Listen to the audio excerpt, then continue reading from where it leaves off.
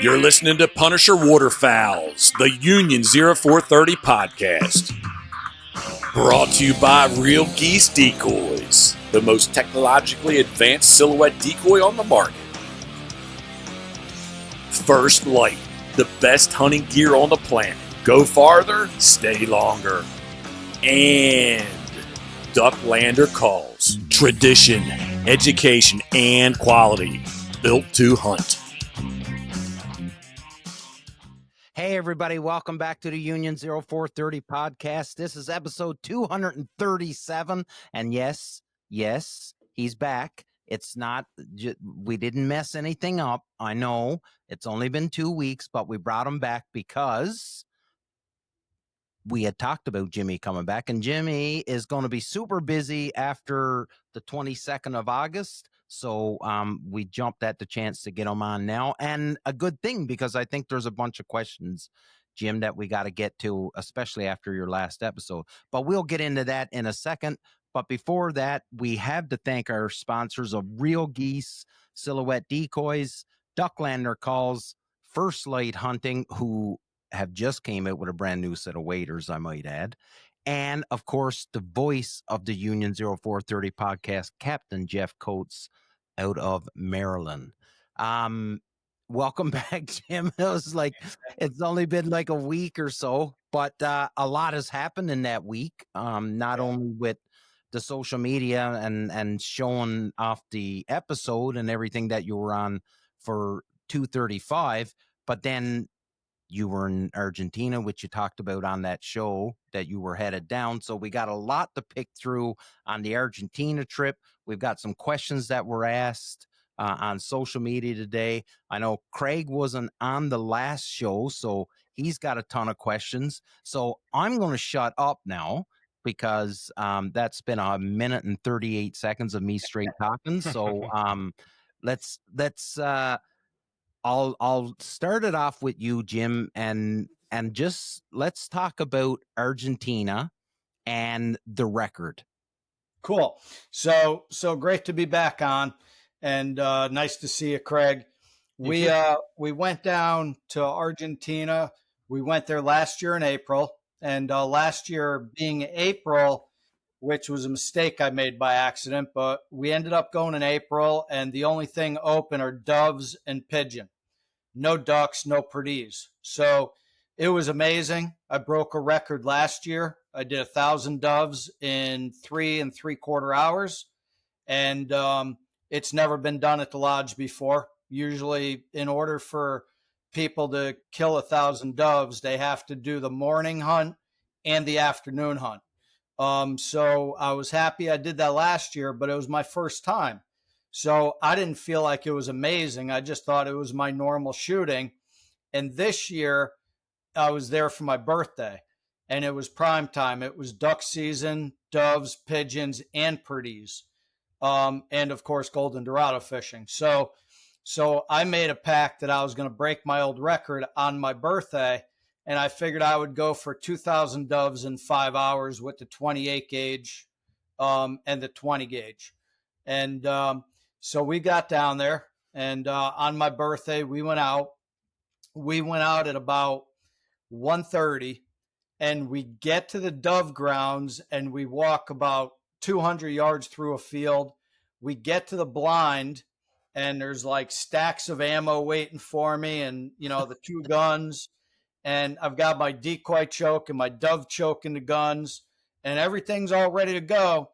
Bird boy loads the gun and hands it to me, and I look up, blue sky and not a dove to be found. And I'm like, oh my God. I'm like, what's going on? They're like, well, they don't start to fly till a little later. And I look at my watch, and I'm like, I know that at 6 o'clock we got to stop because it starts to get dark. And I'm like, all right, well, make a long story short, 2:05, I shot my first dove because it was the first one that came. I shot it, and I was like, okay, and I'm waiting. A couple minutes went by, another one came, I killed it, and I'm like, this ain't going to happen, guys. We're going to have to do it another day. And all of a sudden, 2 came, I killed them, then 3, then 5, then 10, and it just turned on and didn't stop. But the thing that concerned me a little bit is they were coming by this one corner of the field. They were up about 30, 35 yards, and they were over about 30, 35 yards. I mean, the average shot was like 45 yards. And they were all on the same exact path. And I'm like, man, this is going to push my limit a little bit for that quantity, you know? So anyway, I started with the 20 gauge because of the distance. And I just started rolling. I just started doing doubles, you know, just smoking. And I got to the point where I was wearing leather gloves and the forend started burning my hand through the glove where the tang is. And I couldn't hold it anymore. So I handed it off. I grabbed the 28 gauge and just kept going. And I kept switching back and forth. And my wife was videotaping like every hour. And she videotaped at 4 o'clock, 5 o'clock, 5:30. And I didn't know how many I had killed already. But at 5:30, I was already almost at 2,000. And I didn't start really shooting until 2:15. So we went from really 2:15 to 5:35, and I did 2,025. That's ridiculous. That's crazy. And I did it with 2,325 shells. So I only missed 300 times. Which is, and like when you think about it, like that's the of everything. Like you sent me the video like right after it happened, and then you gave me the stats, right? And I don't want to take away from the amount of birds that were shot, but the fact that you only missed 300 times, that's, you know, that sounds like a lot to me, you know, but then you do the math and it's like almost 90%. Yeah. And I was shooting a 28 gauge 50%. The 20 gauge was 50%. And like I said, until about 5 o'clock or 5:15, all my shots were past 35, 40 yards. They were all pretty far. I just got dialed in and got on a rhythm. You know, just like poof, poof, open, close, poof, poof. And it just went like that nonstop. And about 5:15, it started getting darker and the birds started changing direction and flying past me this way instead of just by this way. And I just started pillowcasing birds at like 20, 25, 30 yards. You know, I would pillowcase one going right, then left. I mean, I was getting dizzy. It was great. You know, I'm trying to, as you're talking here, I'm trying to load the video and I can't load the video for some reason. I've got it all queued up here, but it won't let me. It won't let me. It cracks me up because I look at it and I'm just like, man, this is crazy. Like this isn't a video, but if you're watching on YouTube, like this is the pile of empty hulls. And you know, in this picture, in this description, Jim, you talk about, well, you've left 4 doves on top of the hulls because the rest of them went into town to feed the people. But just explain, because I seen the video of where you were shooting. How hard was it to recover all of those doves? Well, if you see behind me there in the blind, it's an alfalfa field. Okay. And if you look at the left of the screen, like behind what would be my right shoulder there, the wood line comes down on an angle. Okay. And the doves were flying at me over that tree line on the left. Yeah. And they're cutting an angle. So when I would kill them coming at me, they'd fall in the corner of the alfalfa. So like 75% of the birds were in the alfalfa corner. So, and there were a bunch in front of us, a bunch to the right. And of course, there were some that fell behind us in the woods and a few that fell off the cliff on the left side. But majority of them were in that alfalfa, and we were able to gather them up with a bunch of people. And they brought them all into town. And my wife, you know, grabbed those 4 doves and threw them on the empty hulls so I could get a picture, you know, with chokes and everything. Mm-hmm. I never imagined, I never thought that somebody would ever say, wow, that's a lot of empties for 4 doves. You can't shoot very well. And I'm like, did you not read the title? Yeah. And they're like, well, what you wrote is a lie. There's no way you could shoot that many. And I'm like, oh man, Here we whatever, go. guys. So, but it was awesome. Oh, It's like I've buddy. never been able to wrap my head around the idea of I've never been dove hunting, but I Yep. think of myself being out in the field trying to shoot a dove. I don't see it happening, and to shoot Yeah. that many at like 35 yards or more, like, oh man, that's just, yeah, I can't even imagine. It was a lot of fun. And, I would have shot more because I still had a little daylight. And when I killed 2,000, my wife was like, babe, you did it. It was my birthday. It was my plan. And I was like, oh, I did it. And I looked, I said, what time is it? And they're like, it's 5:35. And I'm like, oh, man, I could shoot. I could keep going. And my wife was like, really? Yeah, my hands aren't bleeding. And I'm like, you know what? I'll do 2025 for the year. So I killed another 25 and we called it quits. No, I wanted to keep going, but well, could you imagine if they started flying on time though? Like, man. if they started flying on time, you would have shattered it like in time. Absolutely. If they started flying when I was there, which they usually are. I mean, every time that we've ever gone to the dove fields in the afternoon, even with it being a little earlier, there's always some flying. Mm-hmm. It may not be a lot, but I could still bang, look around, bang. But we got there and it was literally blue sky and not a dove in the sky. And I'm like, this can't be happening. So What kind of shotgun loads are you using for that? Like, so it must be pretty light. So the 20 gauge were active 7.5s, 7/8 ounce, and then the 28 gauge was regular 3/4 ounce lead 7.5s as well. So they were regular target loads basically. Yeah. Man, that's a ton of shooting. Yeah, man, it was great. Well, I got to tell you this though. When you sent me the video, I sent it to the boys, right? I sent it to Craig and Phil, and the boys were like, "Holy smokes, that's crazy!" And I said, "Yeah," I said, "That is crazy." But check out the dude behind Jimmy. And then Craig's like, "I didn't even realize the guy's loading his gun for him." And I was like, "Yeah, man, he's just so all smooth. you're doing is cracking her and no way you could shoot that volume loading by yourself. No, impossible. You just can't do it. I was wearing leather gloves, and I mean, I only have one little blister right here from it wasn't from opening the gun. Yeah, the latch. It was actually from the grip. The grip, the top of the gun, just from the friction. Yeah. Because every time you open the gun, it's an over and under, right? Mm-hmm. So you open it, the gun moves. You close it, the gun moves. And then when you shoot, the gun moves. So like that was the only blister I had, that little one. I had ghost golf gloves on. They've been incredible. So it protected me. Yep.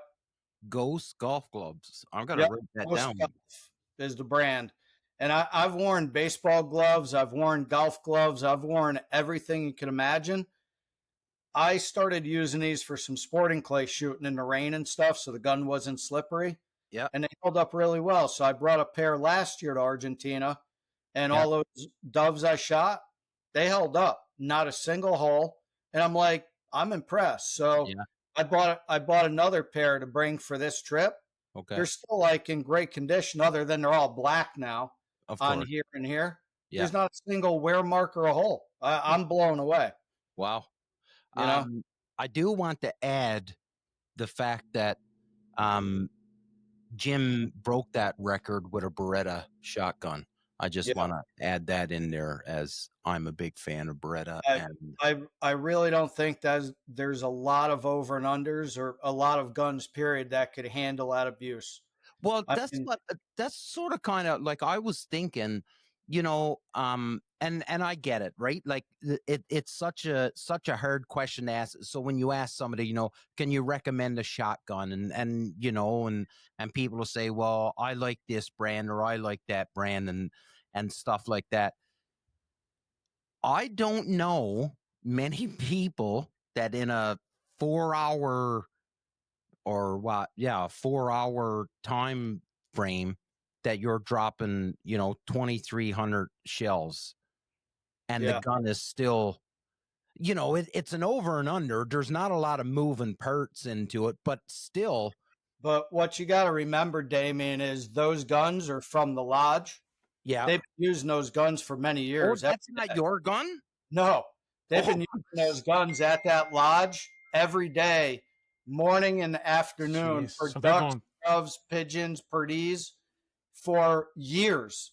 Oh, my goodness. Every while they put new hammer springs in. Yeah. They put some new mainsprings in, but they're just still going, man. And so, like I was just shooting it, those guns probably have millions of rounds through them.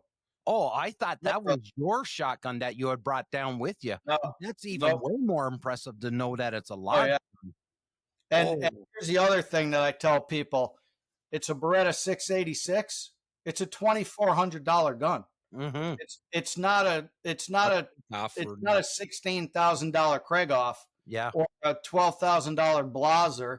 Yeah. It's a $2,400 gun. Yeah. That has done so much. It's amazing. Yes, of course a Krieghoff could do it too. Okay. Yeah. And so can a Blaser and maybe a Perazzi. Yeah. But that's about it. And some of the Zolis too. Yeah. But I mean, you're talking a lot more money. This is basically their lower platform model, and they're just absolutely battleships. Wow. Oh, that just takes it to a different level. The amount level, of abuse day after day. Oh, man, day after day. Yeah. Yep. And you got to remember, a lot of people using these guns, they're abusive.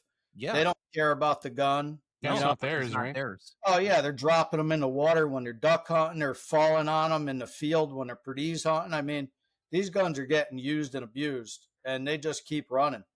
Wow. It's amazing. That's awesome. Let's get into some questions, Craig, because I know you have a bunch. I've got a couple that people have asked on social media, and then a couple things I want to ask Jimmy about as well. But let's hand it over to you, buddy, and you ask some questions and sure. Yeah, let's do that. I'm going to mute myself. All right, you do that. Yeah, one of the because I had kind of a few questions, like some technical, some just kind of shooting wise. Yeah. So in the last one, you had mentioned that when you started, you went out for that first sporting clays, and you scored like a 50 something or whatever, right, out of 100. 67, yeah. And I can relate to such things. And so like one of the questions that came up to me was like, because you didn't touch on like what did you start doing at that? Like, was there any, like, was it just straight repetition? Was it obviously improving the chokes and things like that? But what got you advancing from that original 53? So that was my first shoot ever. I didn't even know what sporting clays was. I had just been told by my dad's friends. And so I wanted to become a better wing shooter. So I said, I'm going. I didn't know where to go. I didn't know how to enter. I didn't know where they had the events. So I found this event in New York at Orvis Sandinone. It was called the Jeep Claybird Classics. And the winner of every shoot around the country got put into a raffle. And at the end of it, they would pull a name and you win a Jeep Grand Cherokee. And my friend Zaid Zittig actually won the Jeep. But anyway, I was shooting my Remington 870 Wingmaster with a fixed full choke, my first competition, because that's all I had. And I shot the 57. And my dad didn't shoot, but by the second station, he was like, man, I can't believe I didn't enter. I should have brought my gun. It was just so amazing. And I was totally hooked. I won a beautiful frame DU print. I was like, I love this. I'm doing this. So I went home. I literally bought an over and under shotgun. I bought a shooting vest. I bought everything you can imagine. Of course, everybody's using these aftermarket chokes that are extended. So I asked people what to buy. They told me, go buy Briley. That's who everybody used back then because it was so well known. So at the time I was making $7 an hour, living with my parents, as a machinist. And I bought 2 modified chokes and I shot them, and one pattern like a skeet and one pattern like a full. No exaggeration. And I'm like, well, they must have marked them wrong. One must be a skeet, one must be a full, So make a very long story short, I mic'd them, and they were both 20,000s from my bore, which is a modified, right? Which Yeah. we can talk days about. That's not even true. But anyway, I thought, oh my gosh, my barrels are bad. So I pulled the chokes out of my gun, shot threads, and they both patterned the same point of impact, same patterns. And I'm like, what is going on? So I went in and I measured all the geometries in the choke: cylindricity, roundness, squareness, straightness, concentricity, surface finish, you name it. And what I found was that they were both entirely different. The geometries were all over the place. And I'm like, oh my God, the exit diameter isn't what created the patterns. It was the geometry in the choke that created the patterns. So, make a long story short, I ended up having to buy 8 more, a total of 10, to get 2 to pattern right. And out of those 2, I had a Mark 1. I'll never forget it. I had a Mark 1 with black magic marker because it was only good in my top barrel for point of impact. If I put in the bottom barrel, point of impact was off 6 inches high and left at 20 yards because it wasn't square. I was lucky in my top barrel, it was good. So I called up the owner, Jess Briley. I told him what I found, and he said, you bought them, you own them, kid. And he hung up on me.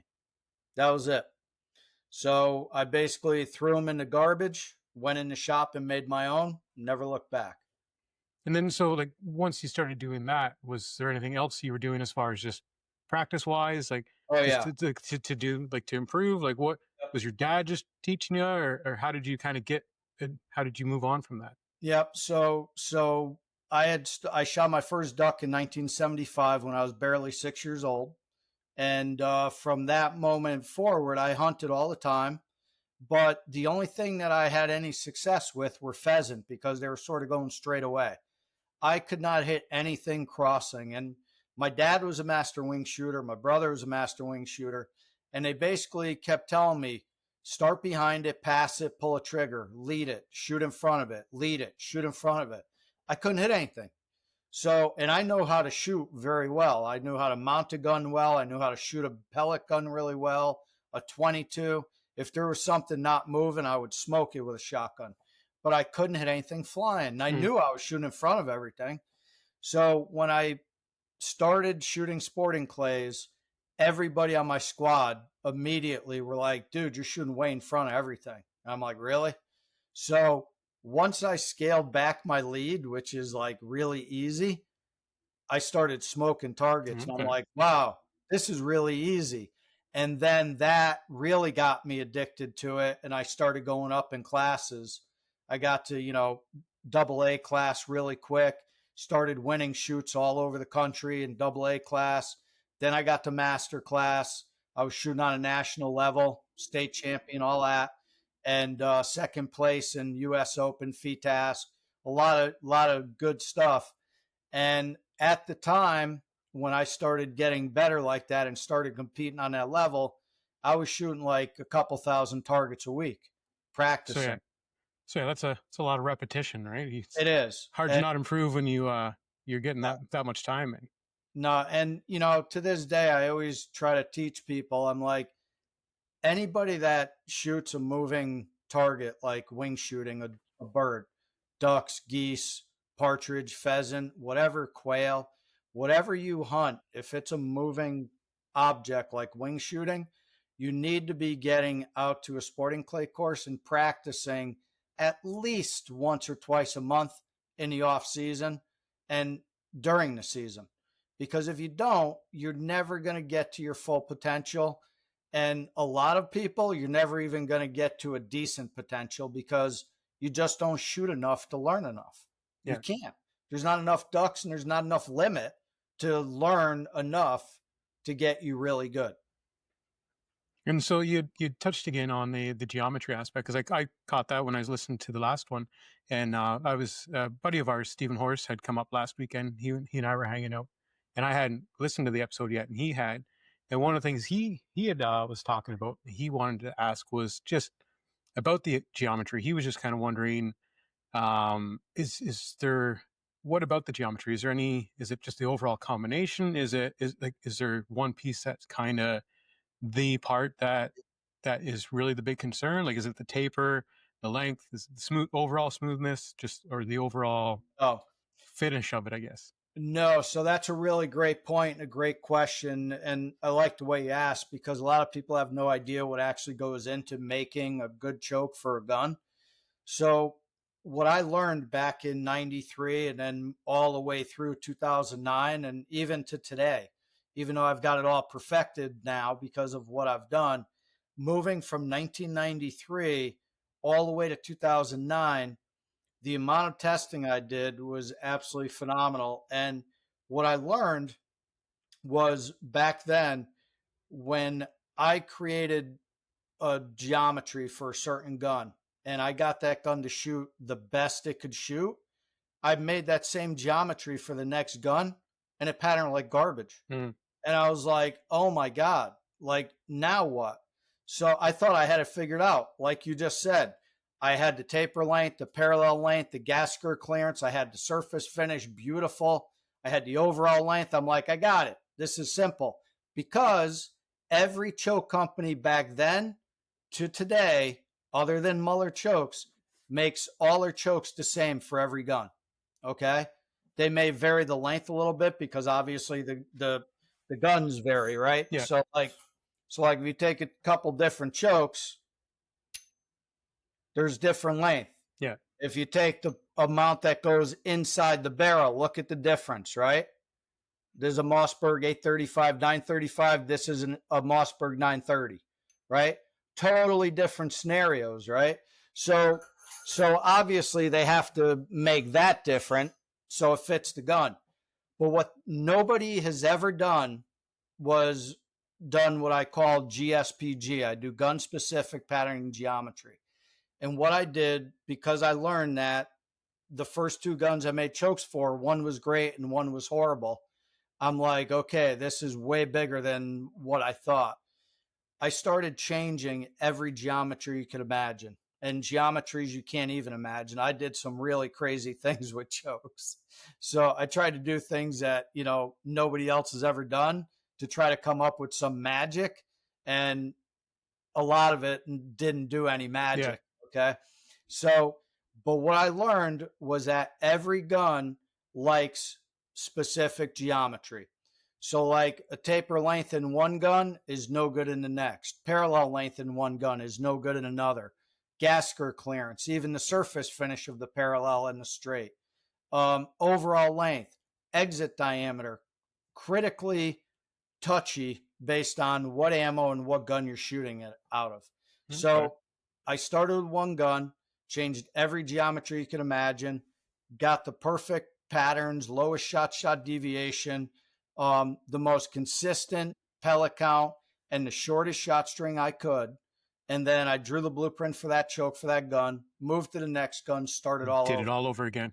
So over a 2.5 period time, I did it with 22 guns and 13 different bore diameters.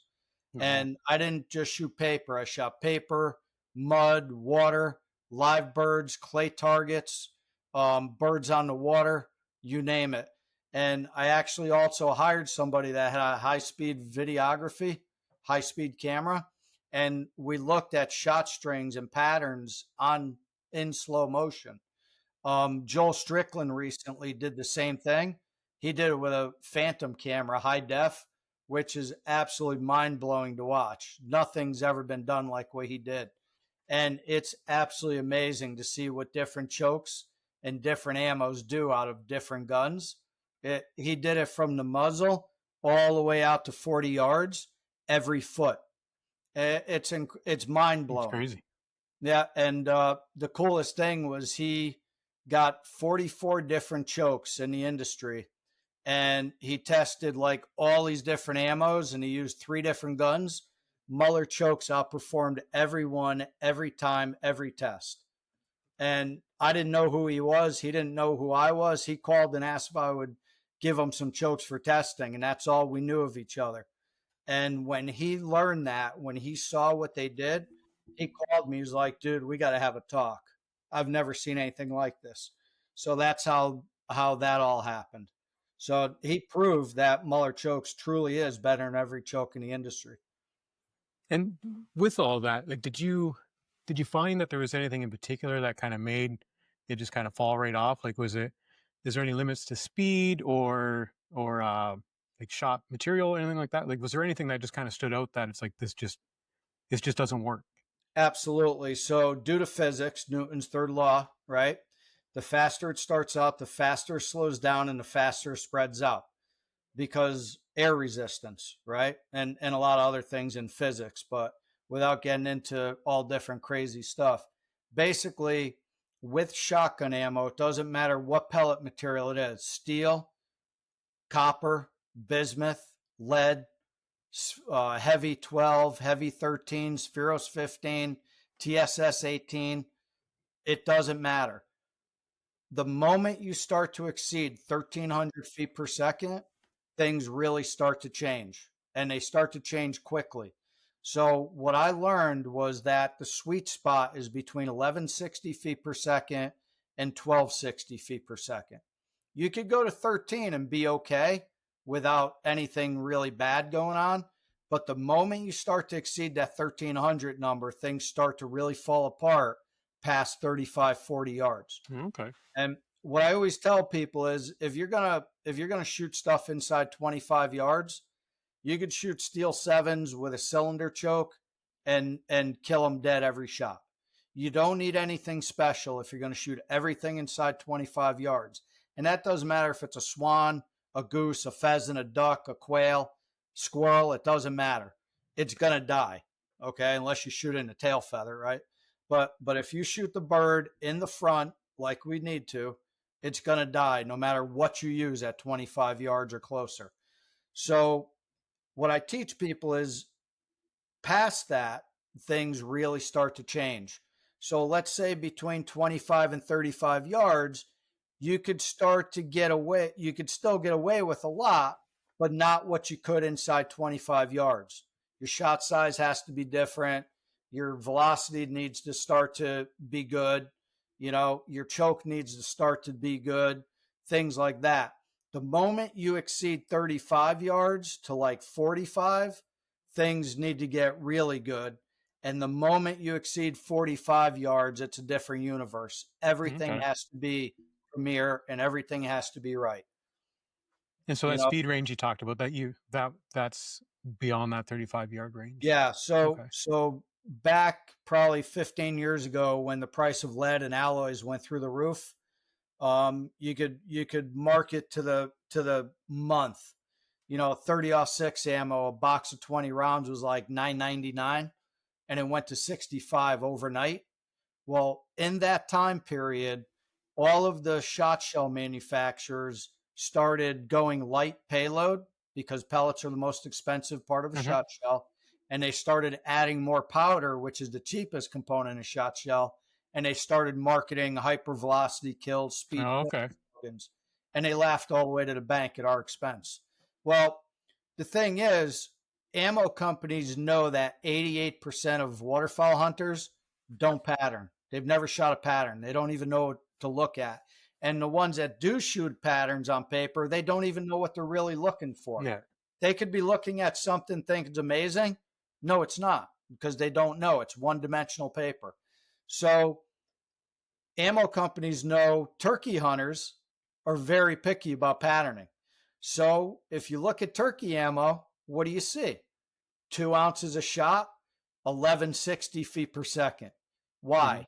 Because they know that turkey hunters are going to pattern at 50 yards, and they need to hit the head and neck of a turkey, which is very small, at far distance. They know that if they push a light payload, which means less pellets, at fast velocity, which spreads it out, they're never going to sell that ammo to a turkey hunter. Gotcha. So that's just proof in the pudding right there without saying anything else. Go to the store and go look, but it's physics. You cannot argue physics. You cannot change physics. You cannot lie. Physics are physics, right? So if you want to shoot something really far, you need to start with a lot of pellets, the smallest shot size that will get it done, so you have the most possible, so you have the least amount of space between the pellets, so you hit the bird with as many pellets as possible, and you need to start with a slow velocity to keep the pattern together at long distance. Now, just to give you a little idea about that, because a lot of people are like, it's bogus. If it starts out faster, it's always going to be faster. That's true, but it's going to slow down at a much faster rate than if it starts out slower, and it's going to spread out a lot faster, which means, yes, it may be a little faster at 50 yards. The problem is you may hit one pellet versus 10. Yeah, it's going fast, but where's it going? So here's a test that I did, and I did this many times. I took an 8-inch by 8-inch square gelatin block. I put it on a bench at 50 yards. I took the Remington Hypersonic 1700 feet per second steel number 4 when it came out. Okay. I then took Kent 3-inch ounce and 3/8 at 1300 steel number 4. Same load with Rio, Remington nitro steel, and Winchester Drylock. So 4 steel 4s at 1300 feet per second, ounce and 3/8, number 4, and the ounce and I think it was an ounce and an eighth, or it could have been an ounce and a quarter, steel number 4, hypersonic Remington at 1700. Same gun, same choke, same distance. I had to fire 5 shots at the block to get 2 pellets to hit the block with the Remington 1700. The other ones, 1 shot, I got 15 pellets on average from each of those 4 brands. And guess what? 1/4 inch difference in penetration. Really? Yeah. So would you rather hit the bird maybe with 1 pellet out of 5 shots? Or would you rather smoke them with 15 pellets with 1 shot? Yeah. Well, it's like you brought up the paper again, and that was one thing that kind of caught my attention on the last episode was because I know I'm pretty sure I've talked about this before. Like when I patterned my one shotgun, I did a bunch of different shells, and then different chokes and at different distances, and I kind of came up with my number 1 and number 2. So it's like I had the box of shells that patterned the best, and then shortly after that I went out on a hunt. I was doing a diver hunt out on Lake Ontario, and like I'm just shooting and like nothing's happening, right? And you could see like it's divers, so you can see where the shell's hitting. Or it's like pellets, like it's raining. Yeah, it's like so like I'm on them, but like the birds weren't falling, and and so the guide's like, "Well, try something else." And I still had all the different shells, like so. Yeah, I had both. I had my number 1 and number 2 patterns with me, so I switched it up. Went to the pattern, the shells that had patterned second best, and when they patterned, they were pretty good, but there was always like this one pretty big hole in it. But when I switched over to those shells, I was dropping birds. So it's like, and it's again, just kind of proves your point last time that, yeah, the pattern looks great on paper, but it doesn't necessarily translate into efficiency or effectiveness, right? 100% true. I mean, how could it? If you think about it, every pellet in that shot shell is going through the paper, but you have no idea how or when it got there. Yeah. So how can you equate that to how it's going to react out there on a bird? If you have a shot string that's 40 feet long, you have to take all, let's say 300 pellets, just for a number. You have to take all 300 pellets and spread them out over that long 40-foot shot string, okay? Yeah. If you take the same 300 pellets and put them inside a 6 or a 9-foot shot string, what does that tell you? It's a pancake. It's dropping on the bird. It's dead. So it doesn't take a rocket scientist to think like that. If you got a 40-foot shot string and you're trying to kill a cripple on the water, good luck. You're not going to hit it. But if you've got all of those pellets in 6 feet, you're going to kill a bird with 1 shot. Done. Yeah, it's going to hammer it, right? It's obvious to me, and it's just, I don't know, it's just common sense to me. But people don't want to hear it. They think that speed kills, and you cannot shoot a duck with a steel BB that is traveling at 1,300 or 1,250 feet per second because it's not going to penetrate. Yeah. Let me tell you something. This room we're sitting in right now, it's about 1,000 square feet. If I had everything I killed with a Daisy Red Ryder BB gun at 350 feet per second, you couldn't fit it in this room.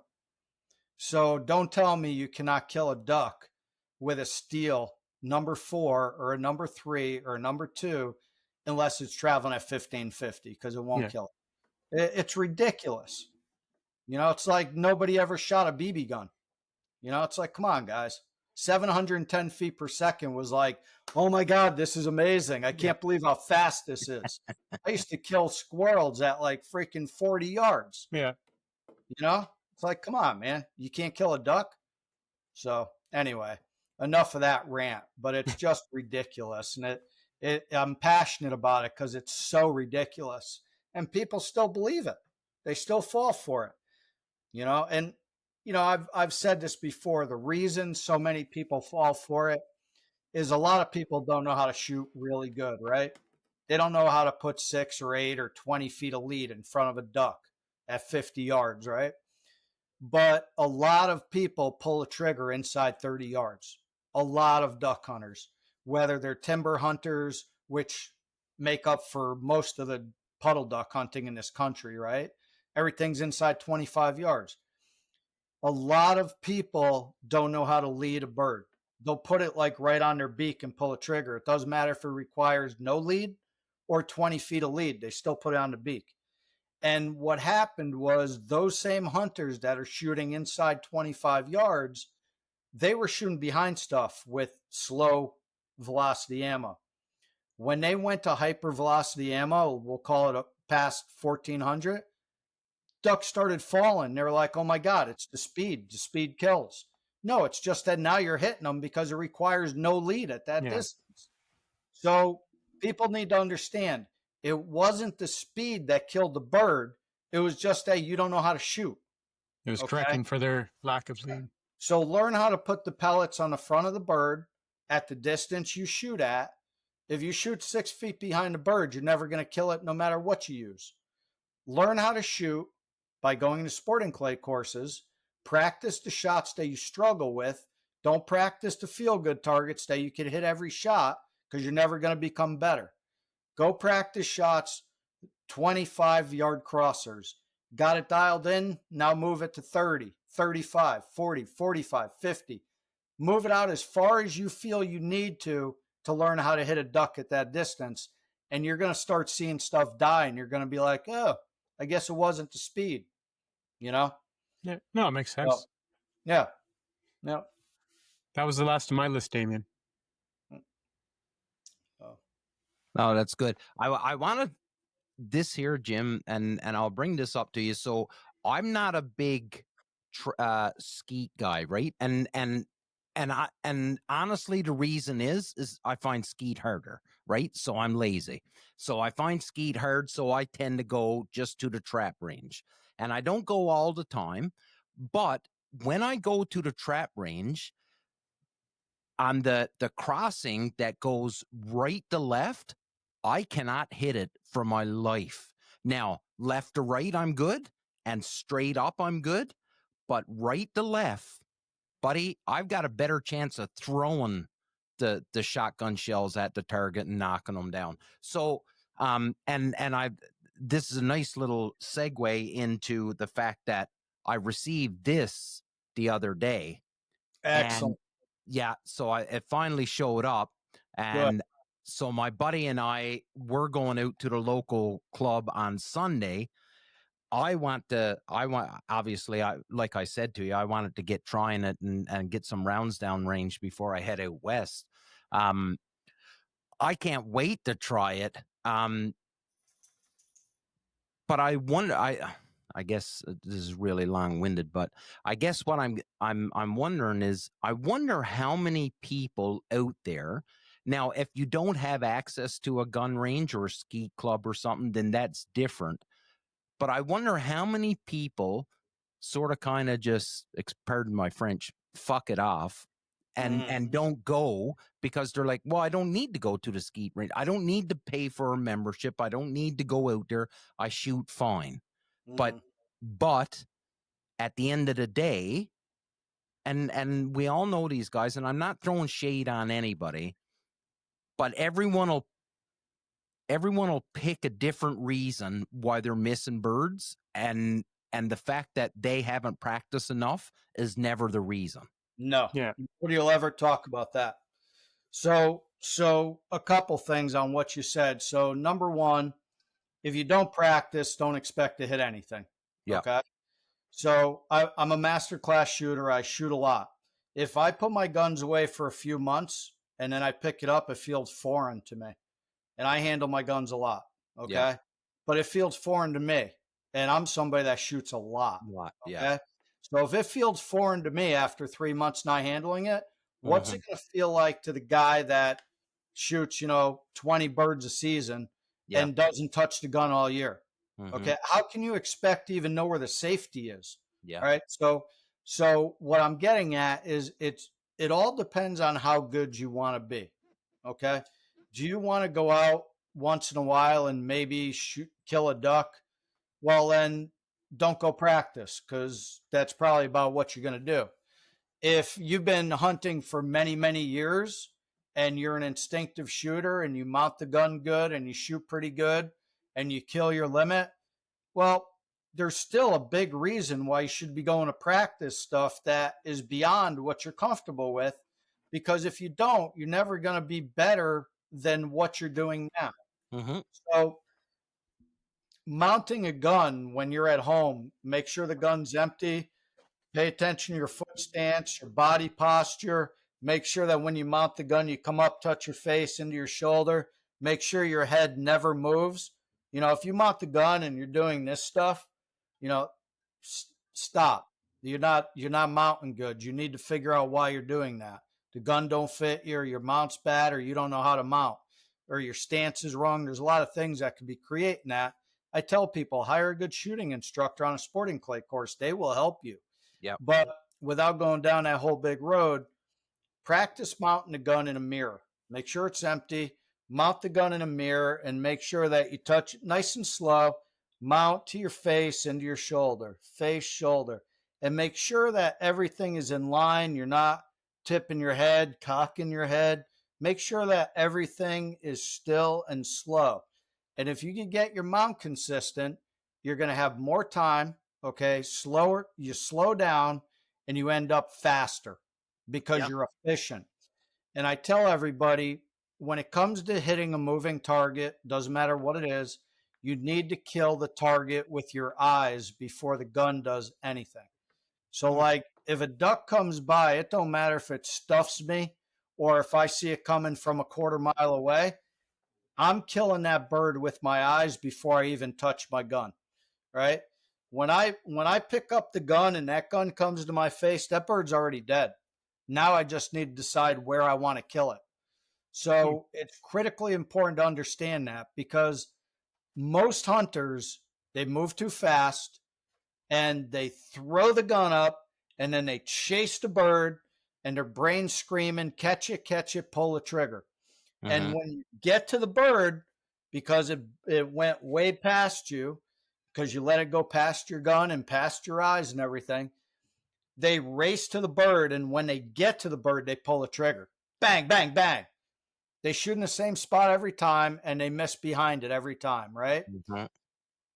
That's because they were moving faster than the bird. They were out of control. They were not in control of the target. The target was in control of them. So what you need to do is always kill a bird with your eyes first, let it come to you and say, okay, come on, I got something waiting for you. And when it's coming to you, you control the bird from the front and you just extend it out a little bit and shoot it where you want to. I mean, I literally never shoot decoys because I actually kill birds between decoys. I will pick my spot where I want to kill a bird before it gets to me.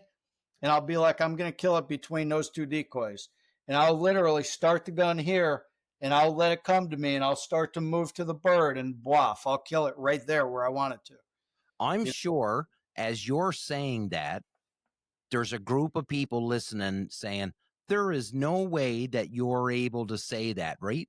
But, and I'm not saying I can do that, but what I will say is that I've been around enough people to know that if you practice enough at something, you'd be surprised at what you can accomplish. That's right. Yeah. And that may sound extreme what I'm telling you, but I do it, right? I believe And it. I'll do when I go timber hunting, like with Joel Strickland. We'll be in the timber, and before we even talk about loading our guns, I have already looked at where the decoys are. I've looked at the spaces in the trees, and I've already figured out my 3 shooting lanes. I've got a spot there, I've got a spot in front of me, and I've got a spot to the left. So if the bird's coming from the left, I'm not going to shoot him in the left slot. I'm going to shoot him in the front slot and then the right slot. If he's coming left, it's going to be the middle slot or the left slot. Yep. And when I see the bird coming, I'm waiting on the middle slot. Okay, come on. Bang, he's dead. If I miss, I go like this. I move to the second slot. Bang, I kill him in the second slot. It sounds a little extreme. Yeah. If you can start to think that way and start to practice and train yourself to be able to control the target, you slow everything down. Everything looks bigger. It looks like a trash can instead of a thumbtack. Okay. Yeah. And you control everything from the front. And you just say, okay, I got something waiting for you. Come on. Bang. You know, when we shoot sporting clays on the upper levels, we basically have what's called the pre-shot routine. And what that pre-shot routine is, you look at the target, come out of the trap. Where's it coming from? Where's it going to? Meaning I'll watch it hit the ground or the bushes so I know how far it is, right? In that information, I also know where I want to break it and where I want to start the muzzle of my shotgun and my eyes. All of that comes into play with viewing one pair of targets, right? Yep. Then what I do is I say, okay, I'm going to break it at that tree. So what that tells me is how to position my feet, okay? It tells me where I'm going to be square to the target of my break point, same thing as a duck. And I'm going to start the muzzle at that spot of moss on the rock or that V in the branch back there on that tree. And I'm going to start my eyes right on that trap, okay? The reason that you do that, okay, I'm going to start the muzzle halfway between where my hard focus is and where I'm going to break the target. The reason you do that is because if it works, you can repeat it every time. I could walk out of the stand and go get a drink of water and go eat a sandwich, come back 20 minutes later and do the same exact thing because I know exactly what I did. So you could repeat it if it works, or you could change it if it doesn't work. But if you don't know what you did, you can't change it or repeat it. You have to have a plan. And the same thing happens when you're hunting. If you don't have that mentality of, okay, there's a Drake mallard decoy here and a black duck there, and I have my hen mallard there and my widgeon decoy there, and I'm gonna shoot between this Drake mallard decoy and that widgeon decoy, and that's my window because that's where I am in the blind. That's more than most people even think about, right? Yeah. That's why people muzzle blast people and accidents happen, God forbid, and just a lot of craziness happens, right? But the moment you start to think that way, you start to be in control of what you're doing with the bird, and you're starting to become in control of that target. So it's just a methodology. Not just reacting to it. Yeah. So like one thing I do is if I'm in a blind with one person or 10 people, I'm never in a blind with 10 people, but if I was, I will wait till everybody's gun is empty. And then I will pick on my birds and shoot them. Yeah. Okay. And the reason I do that is because over many years of doing so, I learned that when the guide yells, take them, or somebody in the blind says, go ahead, it's chaos. People are moving too fast. They have no plan. They have no bird picked out. Yeah. And they're all shooting, you know, and stuff is going haywire. There's some birds falling. And then the guns are all empty and the birds are right there in your face. There's a big drake. There's a collared bird. There's a band. Nobody saw any of it. And I'm just like, bang, bang, bang, dead. I go look at what everybody else shot. All hens laying on the ground. There were only 4 hens and 20 drakes. Why did you guys kill all the hens? I didn't see the drakes. That's because they didn't look. They just shot. Right. Yeah. You know, So these are really, really big, important points that will help everybody enjoy their hunting more and increase the quality of their hunt. Like if I have a flock of ducks coming by that I made the decision I'm going to shoot, I don't just pick up the gun and shoot. I literally look at almost every bird in the flock. I pick the biggest one and I pick the drake. Mhm. Okay, I pick a drake, small head. There's a bigger head. If it's got a bigger head, it's a more mature drake with better plumage. I'm Mhm. going to kill that one. Yeah. That's what I'm doing. I'm literally studying birds in the flock before I even move my gun. When So you're talking about like that, waiting for everybody else to kind of finish, it reminds me of, and I brought this up, Damien, when we had the Viking on the one episode. There was one, I was on a trip in Saskatchewan, and there was one time everybody stood up, and there was one widgeon that was flying around the field. And yeah, it was a widgeon. Everybody stood up, and it's just, I don't even think I shot that time. It was off to the other side, but like everybody's blasting. And then finally everybody's done. And like you could have counted to 10. And all of a sudden, like I wasn't even looking anymore. You hear the shot go off, and same thing. He stood up, everybody else was done shooting. He shot and dropped the bird. And by Yep. then it was out there. But yeah, it's like after How all many that mess. how many times, Craig, have you and you've hunted with me and you've heard me say it and you've probably said it yourself, but how many times have you heard me say goose hunting in layout blinds when we got birds working in and I say everybody pick a bird? Yeah. And I've said that so many times, and yet when the word is take them, everybody shoots at the same goddamn bird. They don't shoot the same bird. There's only one bird that stands out and everybody shoots it. Honestly, that's the reason I wait for everybody to finish. well, and for me too, it's like I tend to shoot slower than everybody else too. So Yeah. So I shared a video from that hunt again not too long ago. Like I posted a reel last year, and I just shared it on my stories like just this past week. And there's one part of the clip where I've got the shot cam on, and like every duck, as I go to this duck, it's already fallen. I go to this duck, it's falling, and there's like 5 birds. I keep trying to pick a bird, and everybody else is shooting them. Well, hey, I've only ever upland hunted a couple times, but I went with Matt Pomeroy once. And I'm telling you, I never even got my gun shouldered, and Matt was already like dropping pheasants. And I'm just like, how in the hell do you shoulder your gun so fast and get the shot? Like I'm a half decent shot, but I'm like you, Craig. I am not a fast shot at all. But you know, Jim, I'm writing notes as I was listening to you and Craig talk, and I'm writing notes, and I'm the biggest thing that I'm taking from this, like this is awesome to have you come on the show and talk about Muller chokes and talk about Argentina and all of these things. But there's so much education. There's so many lessons that are coming from this. And I know you're not here to stand on your soapbox and say, hey, I'm the best at this and this is what you need to do. But the lessons that you're talking about on, listen, go to the range and practice and make it muscle memory. You know, I'm not real long in the tooth with shooting, or I've shot for a long time, but I don't have a ton of experience. But in the Army, when you're shooting, and you brought this, you remind me of this when you were talking about the shotgun and fellas, you know, moving their head and stuff like that.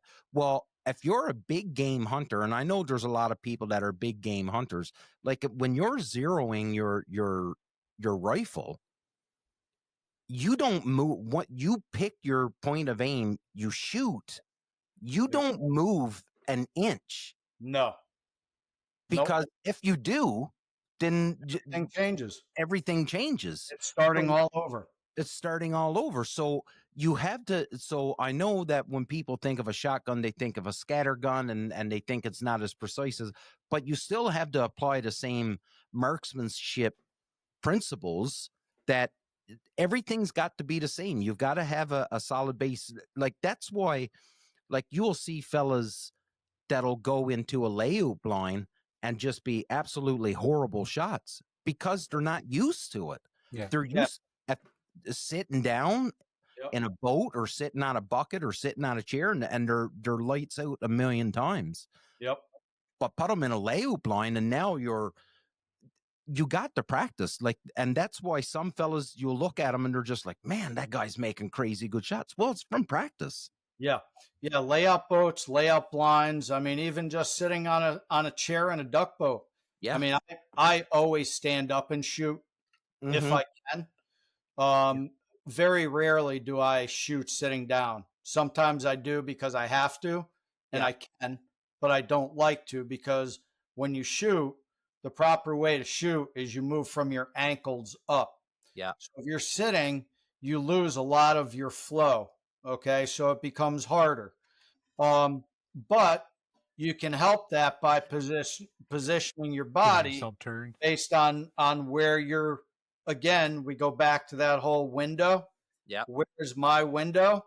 If you're a right-handed shooter, you set up one way to be able to shoot that range of motion. If you're left-handed, it's going to be different, right? You actually have to sit the other way, right? So you need to think about these little things, even if you're in a layout boat. When I'm in a layout boat, I position myself sort of on my right. Over on your hip. I'm on my right hip. I'm not laying back. If I'm laying back, I can only shoot right there. That's right. Right here. That's it. But if I'm laying on my right hip and a bird comes, I can sit up and swivel all this way. I could kill him from there over to there just by laying on my hip versus on my back. Well, and that's a good point, because how many times have you seen people in layout blinds or boats or whatever, and they're the stock of the shotgun is almost in the middle of their chest. Yes. You know, because they're laying straight, and the only way that they can pull off the shot is mounting it on the beginning at the middle of the chest. You're not on swivel bucket. You can't move around, like, you know. Or it's just making you rush that shot, right? Because by the time then you're doing all that movement just before your shot, and then you don't have the time. Here's my story on your comfortability with a certain firearm. So my dad had a 303 British. That was the rifle that he had. That gun shot more moose than you could even think about. The last moose that my dad and I got together, we were sitting on this knoll, and this cow moose come out, and he said, what do you think? Take this one? And I said, well, I'm not taking this shot. And he was like, why not? And I said, Dad, that's 300 meters away. And Dad, no scope. This is open sights on a 303, open iron sights, right? Open sights on a 303. And I said, Dad, I'm not taking that, especially standing up. I said, if I could lay on my belly, maybe I would take it, but I'm not taking that shot standing up. And my old man looked at me and was like, I give it to her.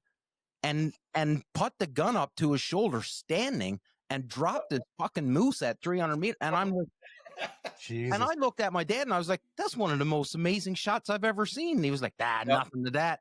And that was, just, you know what I mean? He was like, nothing to that. Yep. And but that was his gun. He knew it. He knew he shot it lots. Comfort, wasn't overthinking it. He didn't overthink it.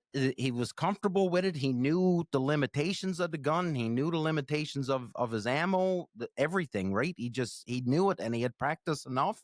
And he even like made fun of me after. He was like, "Oh, big tough army guy, eh? Wouldn't take the shot."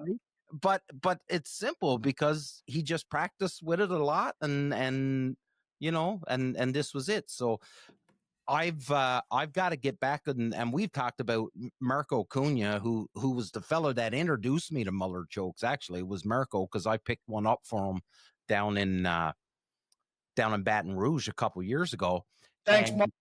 Yeah, and Mirko's a big pigeon and dove hunter and a big skeet and trap guy, right? Like, he spends a lot of time at the club, and Mirko's a great shot. Yeah. And it's from practice.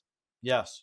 Yep. You've got to practice. You know, talking about the skeet trap sporting clay thing. Mm-hmm. One thing that I want people to understand is, if all you shoot is skeet or trap, or skeet and trap, just remember that you're going to be limited to that type of presentation at that distance. Yeah. And the reason I bring that up is because I do have a lot of people that only shoot skeet, And what'll happen is a duck will come by at 30 yards, or it'll come by a little faster than a skeet target, and they constantly shoot behind it because the biggest lead on a skeet field is 2.5 feet of lead, station 4. So that's the biggest lead they know. They can't go bigger than that. It's a limitation that your brain has. It takes a coach to break you through your lead limitation, right? Yep. So if a duck needs 20 feet of lead, and the biggest lead you've ever killed something at is 4 feet, you will always give it a maximum of 4 feet because your brain will not allow you to go 20, because when you get to 4 and you miss, your brain tells you you're in front of it. Yeah. So you go less and you're never going to hit anything. Yeah. So what I always tell people is, if you want to shoot stuff farther than the skeet field, you need to practice on targets farther than a skeet target. Yep. Same thing with trap. If you shoot trap a lot, trap is great for pheasant hunting, quail hunting, grouse hunting, stuff flushing away from you, because that's what that is, right? You had mentioned that you struggle hitting a target right to left, right? Yeah. Are you right-handed? Yep. That's what I figured. So when you shoot a right-handed, when you see a target going from right to left and you're right-handed, you have to literally pull the gun with your hand. And what happens is, a lot of times it will come off of your face, or you'll lift your head. Right. You'll lift your head to look at the target. So instead of doing this, bang, you will do this. Right. Okay, and you don't know it. If you're having trouble with a left or right target and you're a right-handed shooter, a lot of times what people will do, they will literally pull the gun off their face like this and not know they're doing it. So there's certain things to each type of target. You just need to stay in the gun and move nice and smooth with it. And one thing about trap shooting, not to get just into trap shooting, a lot of people trap shooting are taught the wrong way. They're taught by people that could break 100 straight, but understand, if you have a master doing something, they do it the same way for 10,000 hours or more. They're going to teach you their way. Right. It doesn't mean it's the right way. It's good for them because that's what they own. It's the only way they do it. Yeah. So trap shooters, beginner trap shooters, they always hold the gun too close to the trap house and they chase the target, chase it. And the target comes skyrocketing out past your gun. And what do? Bang. Yeah. You're shooting over everything. Yeah. So start your gun higher. The target comes out and you just go bang, bang, bang. Very smooth, slow, short little moves. I know, and I don't have a ton of experience, and we don't need to carry on with this, but I've watched the fellas at the club, the skeet guys, the guys that are good, and the thing with skeet, for people that don't know, it regardless of where you are, all the skeet ranges should be the same, right? Yeah. The same, like it comes out of the high house, low house, the whole bit, right? And at same, and actually there's a hoop. Fly through the hoop. Yeah, it's got, like, you put this hoop up the test to make sure everything flies through that circle, right?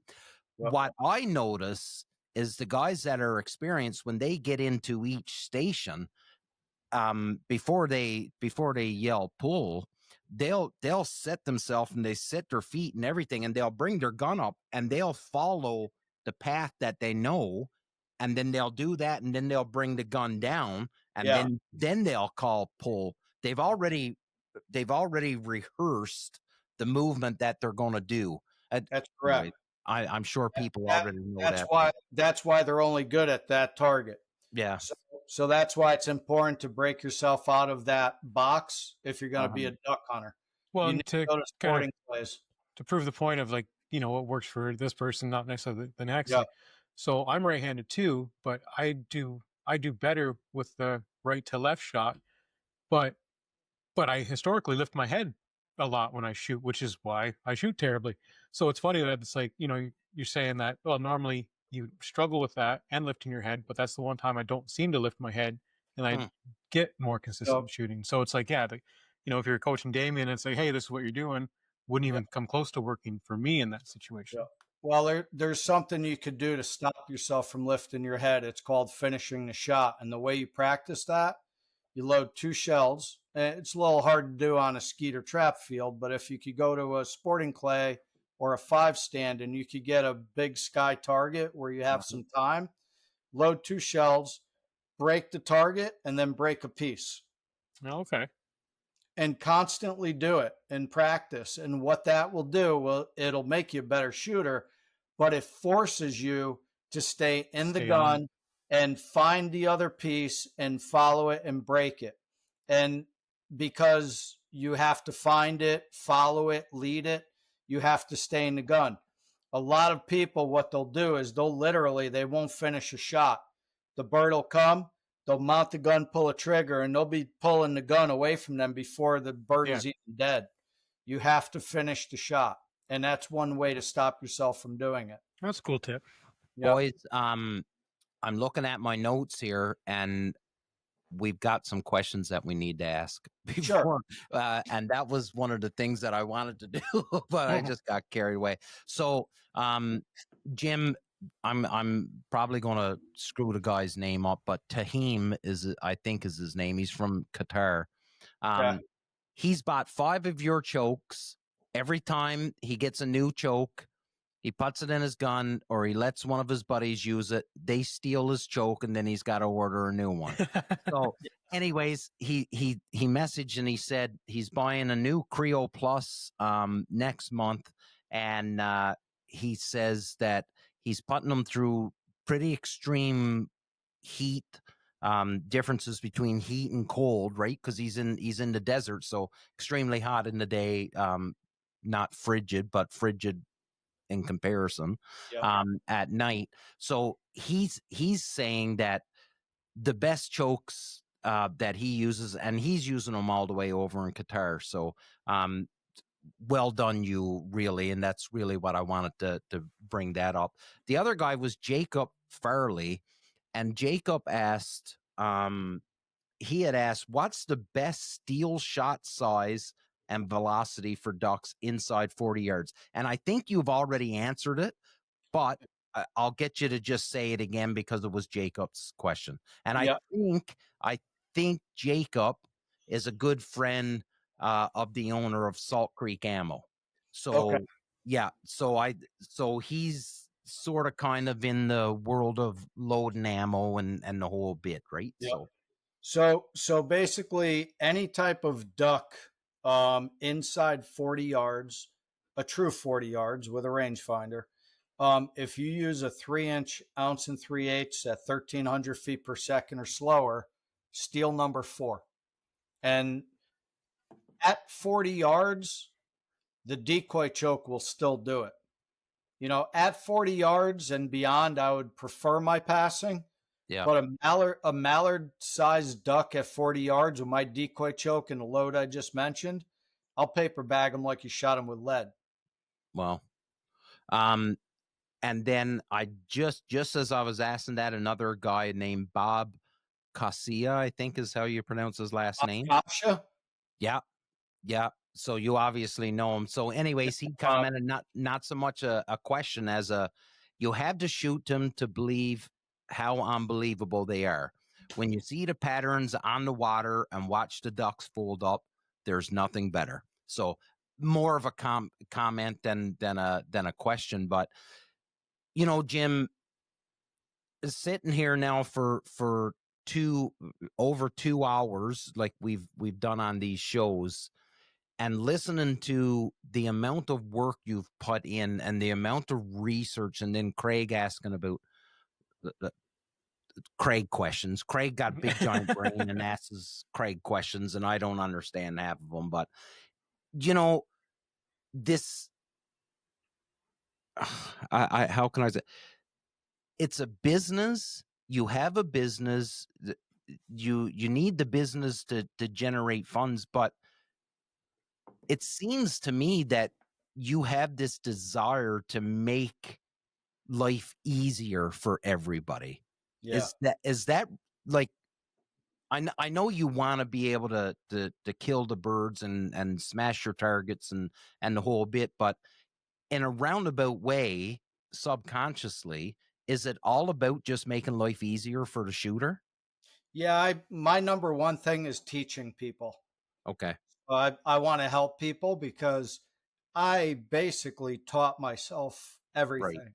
Yeah. So yeah, my dad taught me how to hunt. My dad taught me a lot, but my dad couldn't teach me how to hit things. I Right. had to teach myself.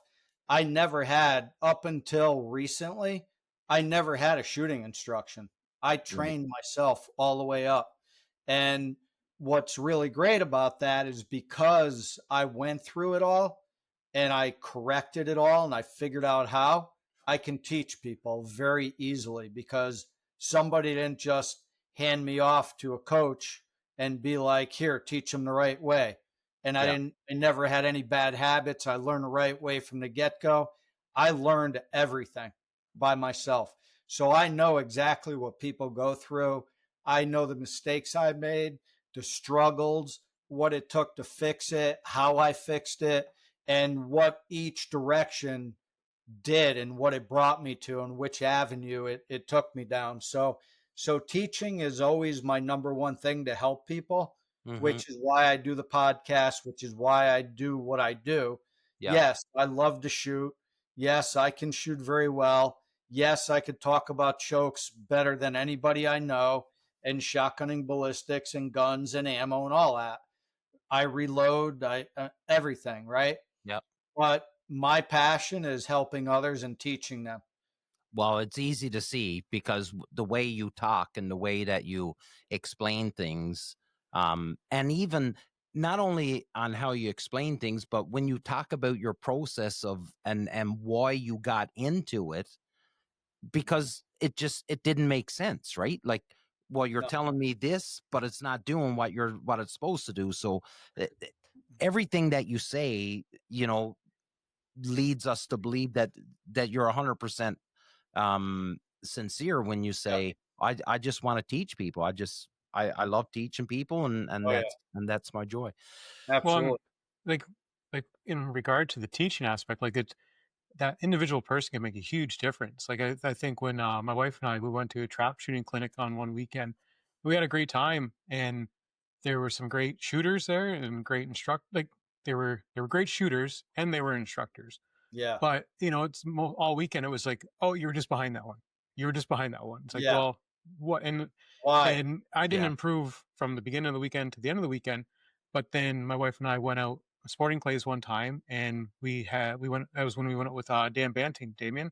Oh, So he took us. Yeah, like that guy was amazing. Like all of a sudden, like he had us shooting like crazy by the end of that one day. Like, and we were just out for an afternoon with him, and he had us hitting stuff that I would have never thought I'd hit. Yes. But it was just, it was a difference between just telling somebody oh yeah, you missed, like, oh, you're behind it. Well, I know, like, Yeah. but No then what? kidding. But Yeah. then what? What do I Yeah. do to change it? Yeah. There's a couple things that are really important. I talked about killing a bird with your eyes first, right? The gun is just a tool to finish the job. That's really important because if it beats your eyes, it beats everything. But the other thing is try not to let a target pass your barrel.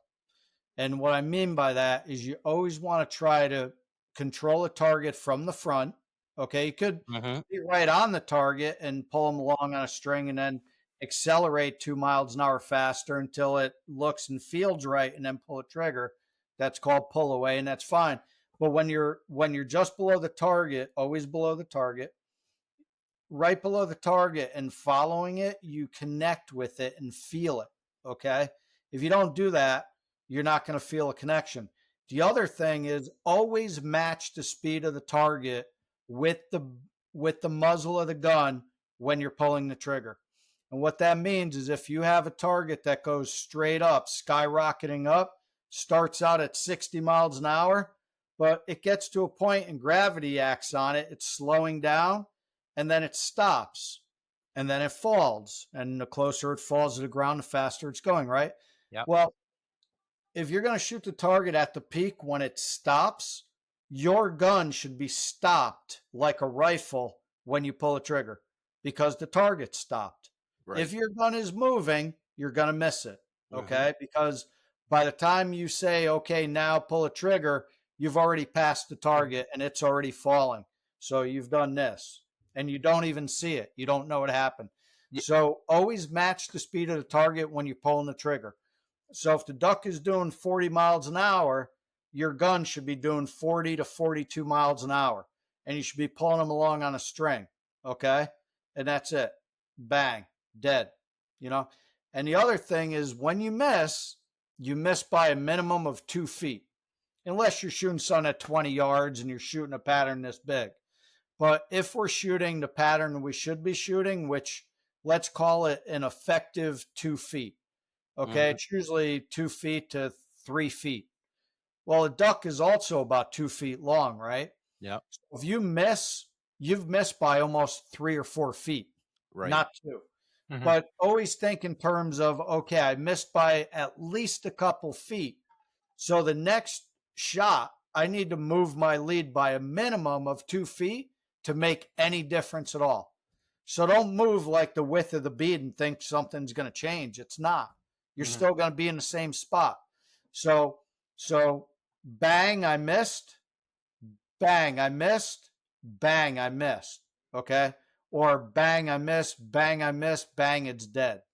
Okay, you've got to move by feet, not by inches. Yeah. Okay, because if you move by inches, it makes no difference. You're going to just keep missing. No, it makes sense. And I'm a fairly good goose and puddle duck shot. Divers. Yep. I cannot figure out that lead on a diver at all. Like they're the most frustrating fucking things ever to hunt. They're just faster and you just need more lead. Yeah. And just hard to judge the distance a lot of times too. Yes, it is. Yeah, it is. Boys, we're about 80 minutes into it. Jim, I'm not gonna lie, buddy. I think you need to come on another episode, but we're gonna wait until September or when your schedule clears out, and that way I can get some time under the choke. I really had hoped that the little swag package I was sending you was going to get there in time so you could have worn it tonight on Oh stream. man, but it's I'll all wear good. it next time. Yeah. Thank you. It's all good.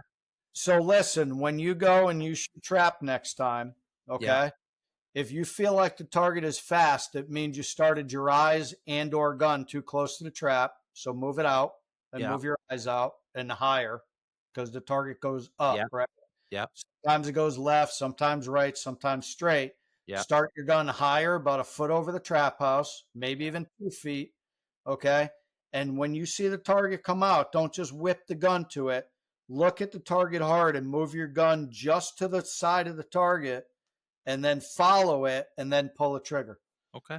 If you feel like if you feel like the target's fast, you started too close to the trap. Okay. If you feel like you're waiting for the target, you started too far out. Okay. But remember, your move should never be more than a few inches. Yeah. And it should be controlled to match the speed of the target. If the target's going left, just come up and shoot the left wing off. If it's going right, come up and shoot the right wing off. If it's going straight away, shoot the feet off. Do not block the target out or you will shoot over it. Right. Okay. Yeah. No, makes very sense. easy. It's easy peasy, man. Easy peasy. I can't Just wait. like that. I honestly can't wait to get out there. Our range is only open Wednesdays and Sundays, so I couldn't go last night, but I'm going on Sunday, so I'm pretty excited. Jim, buddy, thank you so much for coming back on and answering the questions and you know, being a good friend and chatting with me and answering questions that I have and the whole bit. And I know this isn't going to be the last time you're going to be on. I think we're going to do a lot of stuff together down the road. And buddy, I can't thank you enough for coming on because I know how busy you are.